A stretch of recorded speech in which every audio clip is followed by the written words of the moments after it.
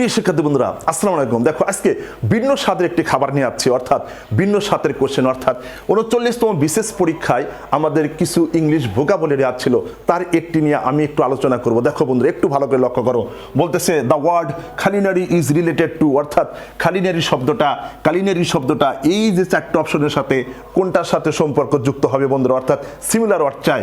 তাহলে আমরা দেখতে পারতেছি কোন নম্বরে আছে প্রিন্টিং। প্রিন্টিং মানে কি? মুদ্রণ, ঠিক আছে। কুকিং মানে হচ্ছে রান্না।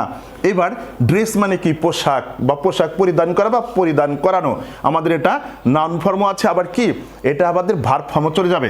এবার চলে যায় মিউজিক্যাল ইনস্ট্রুমেন্ট, অর্থাৎ সুরযুক্ত সব যন্ত্রপাতি। তাহলে এইবার চলে যায় খালিনারি মানে কি?